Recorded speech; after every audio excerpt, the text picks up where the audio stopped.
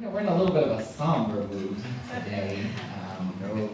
Some of you may not know, but it was not expected that Beth was going to be transitioning this past week. So some people are still processing the emotions. And I love her sense of humor. I love her sense of dedication. And she was just such a bright star in our community to be an example of how we do it. And so today, as we're celebrating our service of remembering what our community stands for, that each and every one of us in the New Thought community and the Association of Agape Communities is following the edict of our communion with Spirit and knowing that we are one with the divine, born in the image and likeness of God, that golden thread that unites all religions at the mystical sect of all of them, that defies the dogmas. That is where we come together in the mystical teachings, and our teachings are about allowing ourselves to pass that to our community, to invite everybody in to the power and the presence of Spirit, to, through, and as your beingness. And so I welcome you to Soul Center as we explore that. And we explore today a little bit of what do you do when you're processing your emotions? The topic today is your divine DNA. Your divine DNA is a dynamic neuroanatomy, which means your dynamic neuroanatomy, your DNA, your divine or spiritual DNA, is that part of us that's beyond the linear DNA that science usually works with. The linear DNA is where we take, and you can take a strand of hair, we can find out a whole lot about your earthly bound connections to life and lineage through that, but we know that there's something that transcends that, and that is where Beth is right now. She has transcended the linear, and she is in the infinite eternal. And I know that she's with us here today. I always like to connect with those who have transitioned and say, you got some work to do, Beth. And I think she's going to bless our community exponentially from the domain where she is right now. Even more, if you can believe it, than she did while she was here in human form. So as we celebrate Beth and as we celebrate our service today, what do we do with those emotions? In a somber moment. Somber moments are there to allow us to open and express and see what's in the linear DNA so that we can get to what's back of that. And what ends up happening is you start to become aware of the neuroplasticity within our minds, and the nervous system. The nervous system, there's the nervous system that sends these signals from your brain down, and it sends messages to the rest of your body as to what to do, but it sends the signals to the rest of your body based on the information that's coming into the body.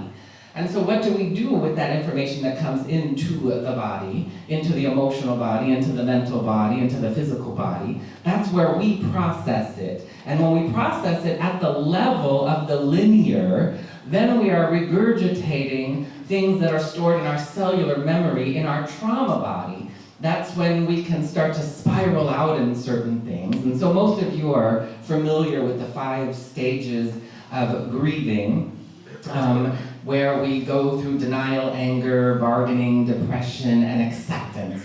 So as most of us, we grieve all the time, even when somebody hasn't passed. And so when that comes up, a lot of us, we deal with denial, or we deal with anger, or we deal with those emotions, but what do we do with them? And so we know in our spiritual community, we are to process them aright, which means we are to pull back and move into that dynamic awareness of our spiritual being. This is just where we go when we're in prayer and meditation, to take us to an elevated space where we can observe.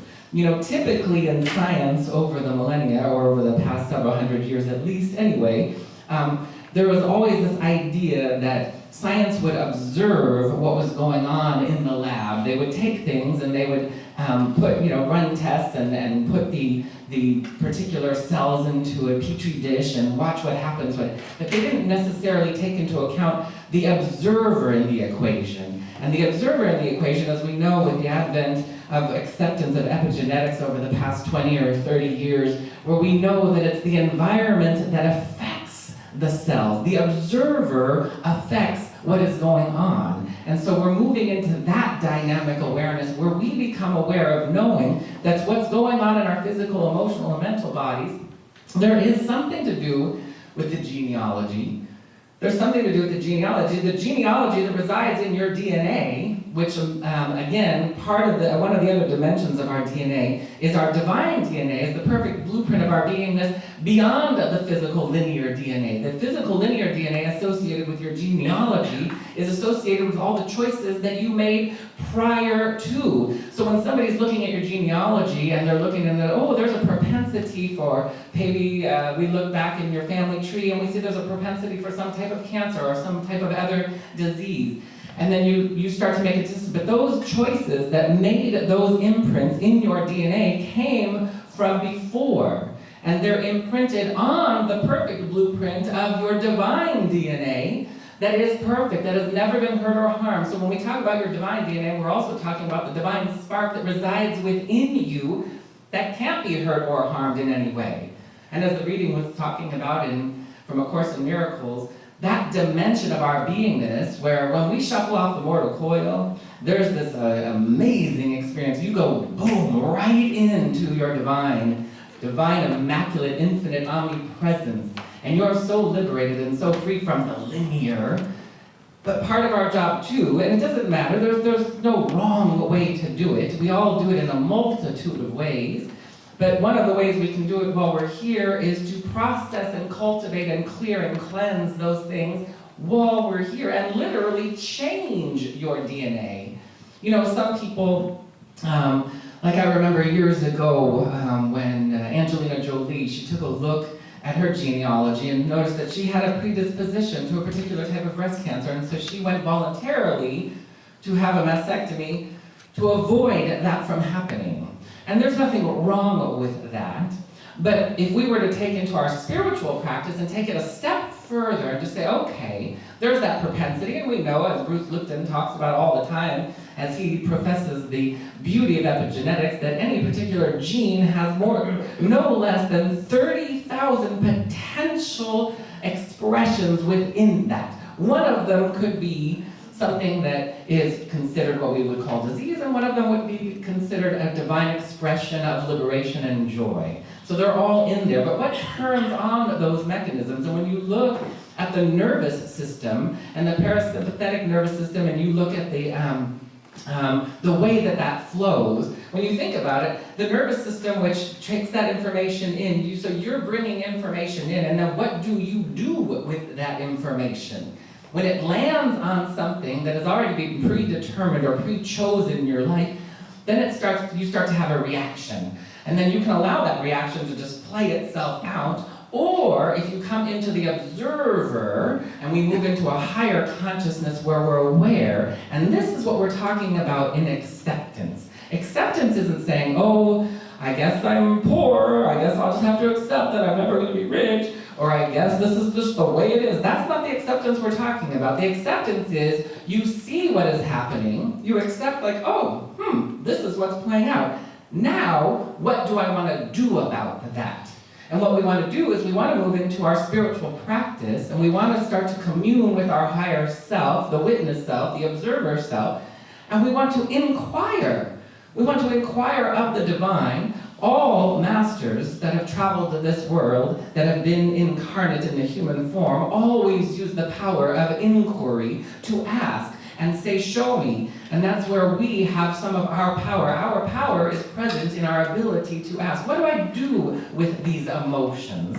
And so sometimes we can erroneously use certain processes that help us do exactly what we don't want to do. So if I go into the process of grieving, I could spiral out in the anger for a while.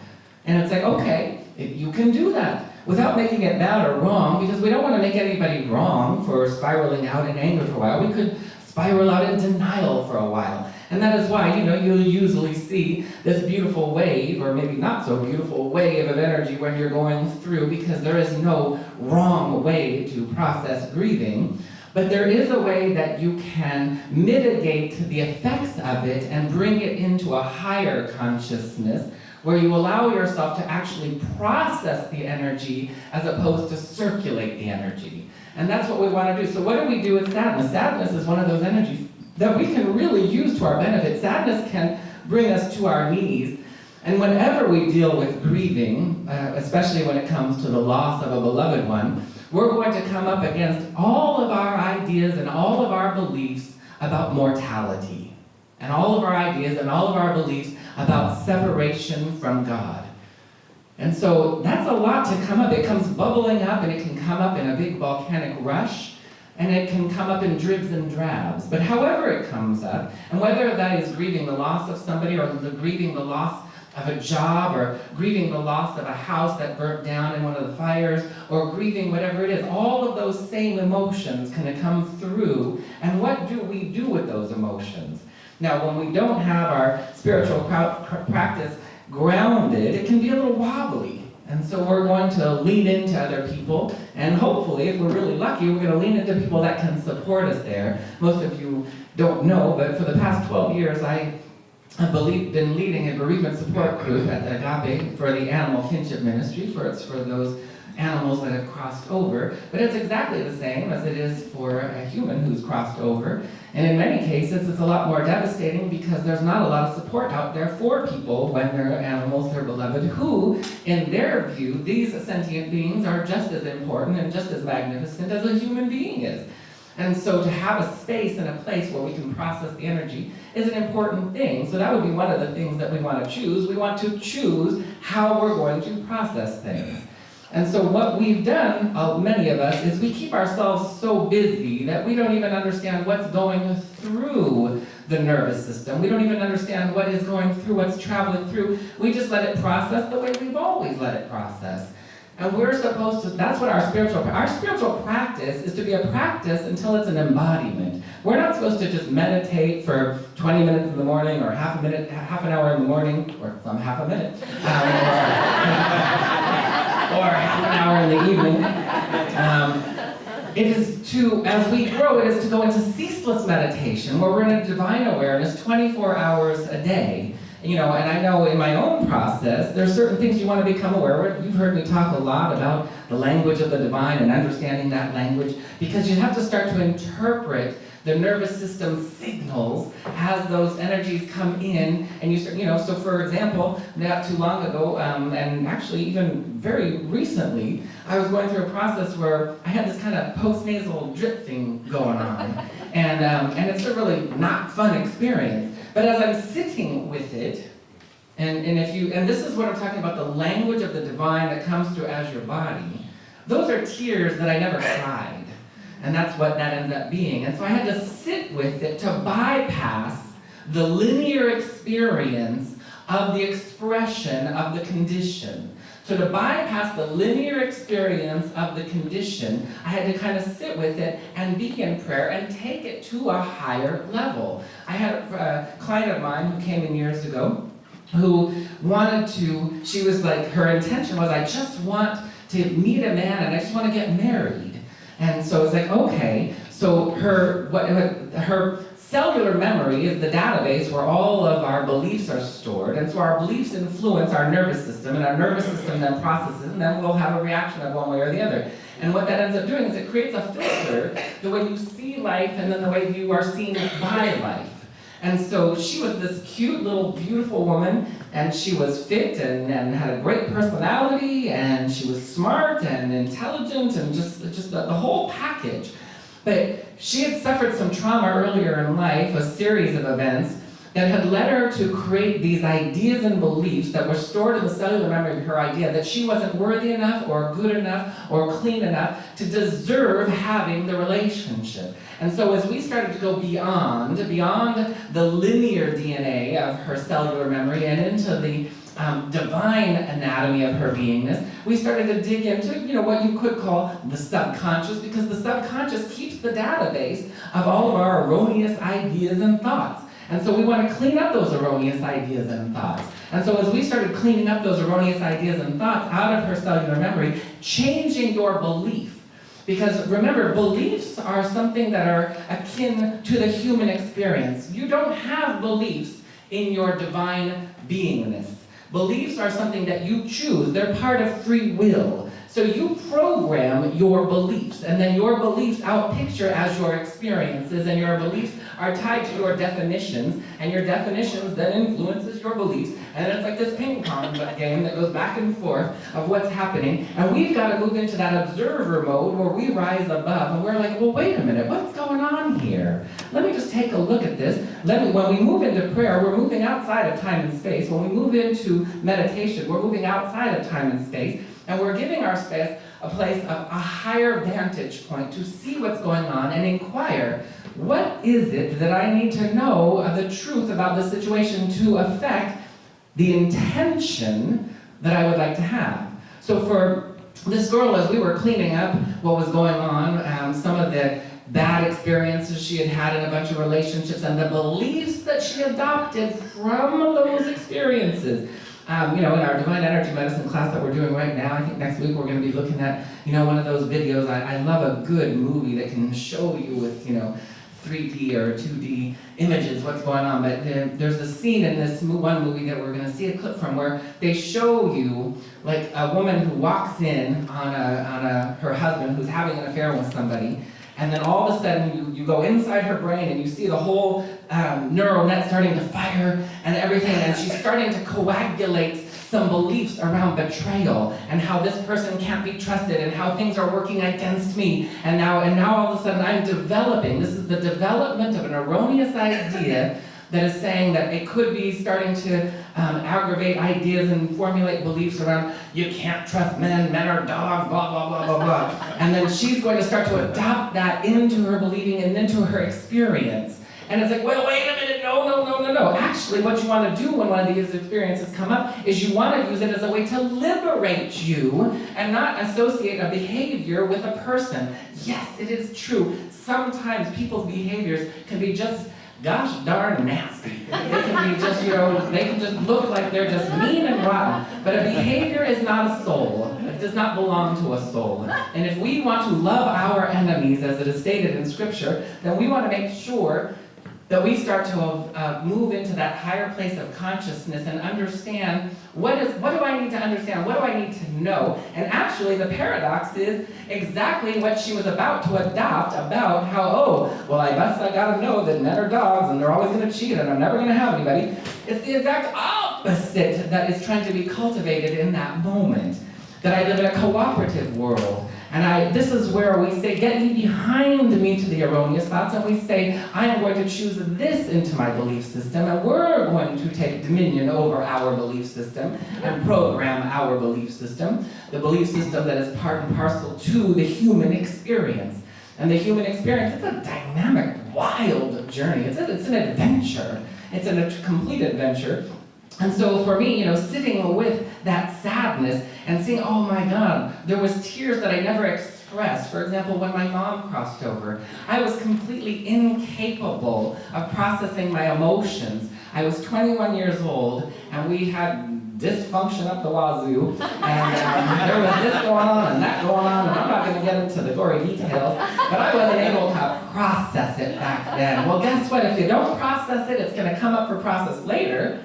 And what's really fun is oftentimes it'll come up when you're grieving something new. So not only am I grieving this new loss, but now I'm grieving the old one too, which is going to add to the intensity. And so we want to go ahead and start to process that out and start to get in connection with the truth teachings that we teach about eternal life. We know that Beth is absolutely soaring. Absolutely alive, and it's those people here where the real prayers are. It's for all of those of us, her family, etc., that are here behind in the human form. And how do we process? And I know Beth would want nothing more. She'd be like, "Come on, process this stuff. Come on, you people, get that grief out of yourself tell your memory, get the issues out of your tissue. Right now. Same old stuff. Yes. That same old, what is it? The same old boring love. Although we know that love isn't boring. Love is dynamic. It is dynamic, and if you allow it to fill and thrill you and move through you, you'll just have an exquisite, elegant adventure. So what I'd like to do, and I always like to be a divine opportunist. A divine opportunist, is going to take advantage of any good situation, good or bad, bad in quotes, because nothing's truly bad, except things can feel bad. And so the part of our spiritual journey is to start to cleanse the bad, and bad is just our resistance to good. And so we want to open up to that. And so as we're sitting on this, and some of you didn't know Beth very well, and some of you knew her very well. Either way, we're going to go ahead and just take a moment and just kind of tap in. And the spiritual opportunity I'm talking about here is while we're in the somber moment, while we're in the softening moment, while these emotions are up and around, let's take advantage of it. I know Beth would want us to, so I'm just going to invite you to go ahead and as we've done before, just bring your hands to your heart and just tap into your heart. And as you bring your awareness to your heart center, I'm going to ask you to open it. The temptation when we're grieving or sad is to close the heart. And so we're going to invite the power and the presence of the Holy Spirit of God to be here with us. For that's how you open the heart when you don't want to open the heart. It's important that we keep our hearts open, not to invite in pain, but to release the pain. And if your heart is effortlessly and elegantly and beautifully open, then we're going to open to expansion. So whether we're releasing sadness or expanding beauty, either way, we're going to take a moment, and I just want to invite you to bring to your awareness one of the best times in your life that you ever had. One of the most beautiful, one of the most glorious, one of the most heavenly experiences. Whatever comes to mind, don't edit it, don't change it, just allow it to be. And as we open into that vibration, we're going to give it permission in this prayer field to grow. More beauty, more light, more love, more peace, more grace. We open into that field, and if there is anything that you're processing with regards to sadness or hurt or a challenge, I want you to bring that into your awareness in this field of nurturing energy. Not getting lost in it, but giving it a place to transmute and transform, and to bring us into divine, right perception. And if there's something that isn't a challenge, but just an area that you'd like to grow, bring that into your space, into your heart. Something you'd like to grow, a gift, a talent, an experience, an expression, something you would like to allow into your life. Or all of the above. We take a moment as we hold our hands over our hearts. We open even more to the holy light of God, and we remember that there is an omnipotent, omniamorous light beyond our wildest dreams, in the furthest reaches of the farthest galaxies, in the furthest reaches of the most exquisite dimensions, the dimensions beyond our wildest dreams. We open to that divine intelligence, beauty, the energy that can erupt a volcano, birth or collapse a star, form a galaxy, and create all of the billions of cells that are circulating throughout our entire physical body. We open to that which created us in its image and likeness, and we allow ourselves to bathe in the energy of infinite benevolent potential, infinite benevolent possibility. And we allow ourselves to breathe and bathe in this light, the great remembering of knowing that we are born in the image and likeness of God, that there is an eternal spark within us that has never been hurt or harmed in any way, shape, or form. And we have opened to the truth that sets us free. And we allow ourselves to be available to the answer to the question, what is it that I am to know that will bring me more freedom, more love, more joy, more grace, more wellness than ever before? We ask this question and we know that the universe always responds in its own way, in its own time. And we are open to that, to feeling and seeing and hearing and knowing that. And so I'm grateful to know that we live in a kind and friendly and just universe, that in every dimension, in every space, in every place, there is only good, there is only God, and there is only the one dimension, the one true dimension, that is the dimension of the Holy Spirit of God. We open to that, and we allow ourselves to be fortified and glorified in this energy. Divine strength comes into us. It fortifies our hearts, it fortifies our minds, it fortifies our bodies, and we give it permission. We allow it to expand and ground itself as our experience. We choose to expand our capacities to hold more good, more love, more joy, more peace, more wellness, more prosperity than ever before. We don't need to know how or why. We choose to reprogram our belief system and choose to believe and remember the truth of our divine nature. We are divine beings without limit, benevolent and glorious. And so we bring that energy in and we allow it to fulfill itself to, through, and as our lives, right here, right now, grounding heaven on earth, to, through, and as our beingness. And we accept it and we follow the call of the soul and the voice of truth, the voice of providence. We let it illuminate everywhere. We allow it to go before us and behind us to make the crooked path straight. Right here, right now, we claim it so, anchoring it, claiming it by saying, and so it is. Amen. Thank you, Beth. Thank you, Soul Center. And thank you, ushers, for coming forward as we prepare.